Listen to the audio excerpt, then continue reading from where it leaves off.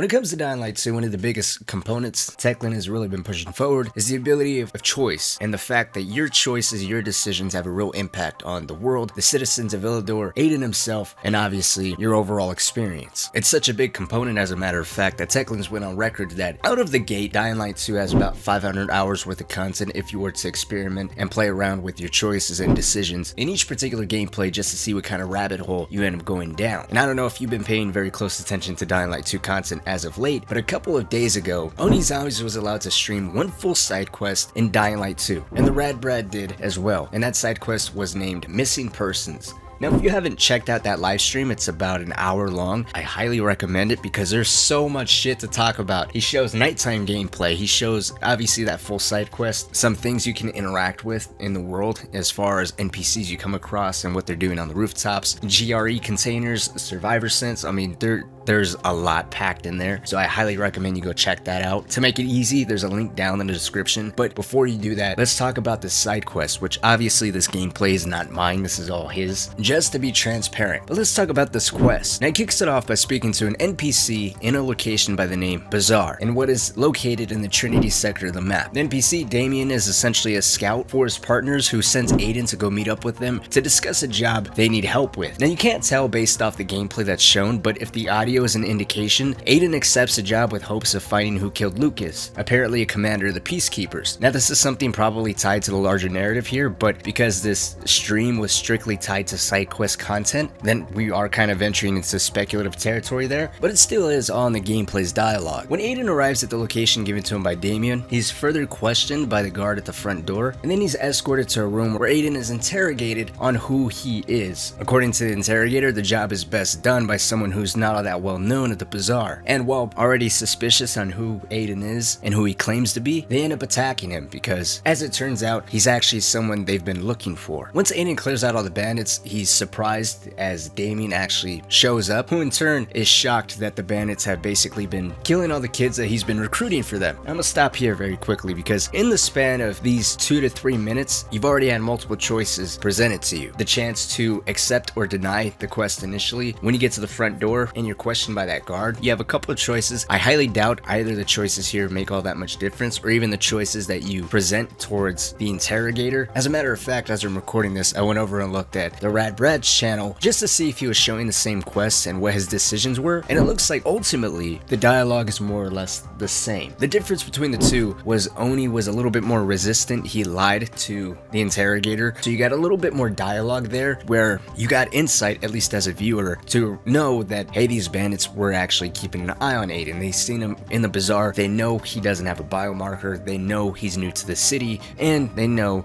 that he's lying to them and that he's in fact the person they're looking for. RadBrad was straightforward, he wanted to do the job, and that actually just sped up to the dialogue that Oni eventually ended up getting to anyways. At the front door, that initial guard, same thing. Brad was a little bit more straightforward, he told him he was alone right off the bat, he was allowed straight through. Oni, a little bit more resistant, got a little extra dialogue, not too different there, just a little extra banter. When Damien returns, you have the option to help him or to basically tell him fuck off. They both choose to help him. Again, Brad, a little straightforward. Oni asked what exactly Devil's Bridge was, and with that you got a little bit more in-game lore. We know now that Devil's Bridge essentially was an area in the medieval times that was believed to be haunted, and now in the modern times it was a car repair shop that's just infested with bandits. So for the most part they got the same thing, they just obviously took different routes, got a little extra dialogue in terms of Oni's gameplay, in-game lore, what's going on a little bit more in the world, which is really cool for those that are just interested. They want to be hard-headed, they want to learn more about why people want certain things from them, and you can find it out that way. The ending though has me very curious because in both gameplays the ending ends the same. I'm going to spoil it, so click away if you don't want to know what the ending was, but again, this is just a side quest. It's optional content, it is not tied to the main story, so you can actually beat the whole game and never play the side quest. But obviously everyone wants to experience things for themselves, so final chance, click off. You don't want to know? Okay, good. So when Damien returns to the apartment and meets up with Aiden, he tells him basically that he's been recruiting kids for these bandits to free his brother. In a twist of events, his brother actually joined the bandits and has been the one basically killing the kids. You have to kill Cliff, who's Damien's twin brother that's been working for the bandits. Damien cannot handle what he's done, basically sending all these kids to their slaughter, but also his brother is dead. Two things that he blames on himself. When Aiden returns to the bazaar to talk to Damien and see exactly how he is, he's at the top of a church. He barricaded himself in the tower and he's ready to jump to his death. In both clips, he ends up jumping and dying. The difference between the two, however, is that with TheRadBrad, he chose this option, and I'm gonna play him out. Damien! Stop or I jump! Wait! Okay. I've stopped. Relax, Damien. Let's both relax. What do you want? To talk. About what? About your brother? About life?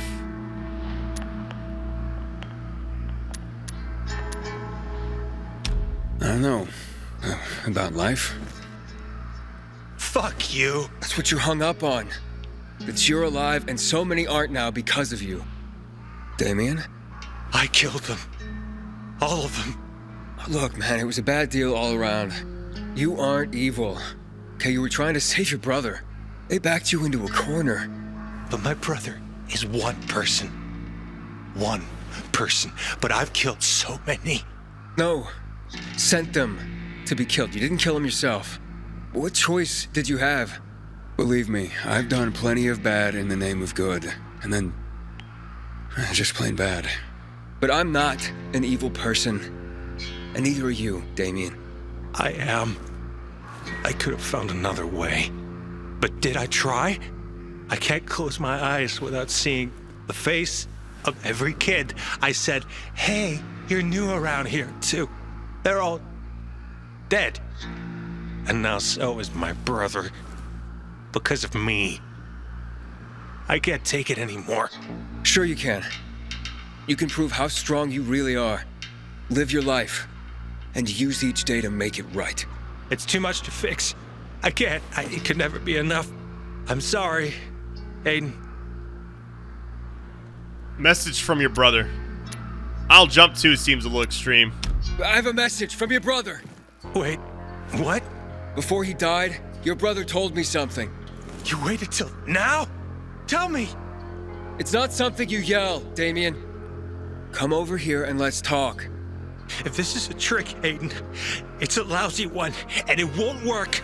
I'll be over the side so fast. This isn't a trick. Seriously, he said something to me before... Just come on, will ya? All right. Step back. Take it slow, yeah? Talk. Come closer so we can talk for real, man. Talk! Okay, fine. So he said... Your brother Cliff said that he loved you. And he didn't want you blaming yourself. He took the blame. You were a better person than he ever was, he said. Bullshit! Cliff never talked like that. He was a dick. My brother, but a serious asshole. He said that. He wanted you alive. He didn't want you bearing all this. I swear. Well, there's only one way to find out for sure. I'll have to ask him. But he's dead. Exactly. My dog! And in Onizombies, he played this one.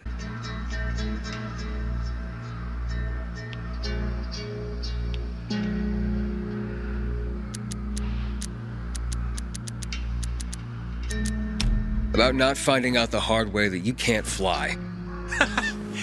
Maybe if I weren't such a weakling and a coward, I'd have jumped already. But you didn't. Something is holding you back. Fear. Fear has always held me back. It held me back from refusing those assholes after they took my brother. It held me back from telling those doomed guys to run like hell instead of sending them to their deaths. I won't be held back anymore, Aiden. I won't hold myself back. You ready for this, Aiden? Because if I stop holding myself back, I think I just might be able to fly after all. Check it out! No! As you've seen with Brad's initial choice, there was a secondary choice, potentially meaning we could have possibly saved Damien, or maybe if they chose to talk about his brother and not life, or about not jumping. possibly that would have been the straightforward to the point of saving Damien from the get-go. But I thought this was a very, very interesting quest because you had 2 prime opportunities to basically tell the quest to fuck off, but it just kept going. One of the main quests or side quests that I really liked from the original Dying Light was the entire storyline tied to Rupert. It wasn't anything to the degree of Dying Light 2's side quests, but it was something that was memorable, right? You are following an old man who's looking out for kids at a daycare center because you want something from him, but he's looking out for these kids. So you have to find insulin for one of these sick girls, and then you have to find some toy blocks for one of these other kids that you find out the reason why the kids are told by Rupert to not go in the basement is because Rupert has his sick wife in the basement who he's hoping would turn back to her human form at some point, and you have to provide a mercy killing for her. That, in my mind, was the closest thing to what the missing person quest was, where it's just this constant rabbit hole of, okay, I'm gonna go do this job to try and figure out what I want, what I need. This person lied to me, basically almost got me killed,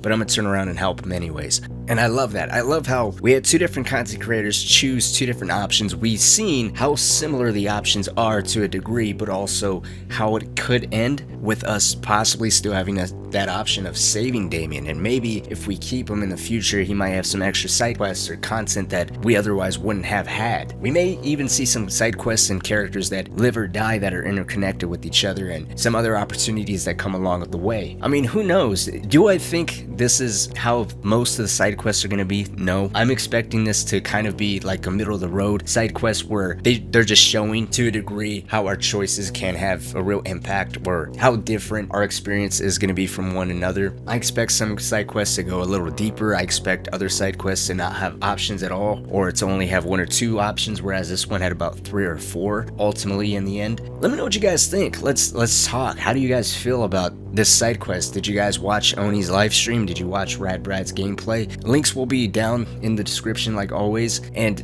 it's crazy. I have not heard a single bad thing from anyone that has had early access to this game. That's fucking nuts. But like always, guys, my name is Cynic. Thank you all so much for watching. And of course, what is a crappy Cynic video without a proper Discord plug, right? Link is down in the pinned comment if you're looking for someone to play Dying Light 2 come release on February 4th. Feel free to join. There's over 2,300 members and growing. Hey, if you don't want to talk about Dying Light or whatever, plenty other opportunities. Halo, Doom, Halo. I don't know what else people are playing these days, but hopefully I'll see you there. But until next time, I'll see y'all later.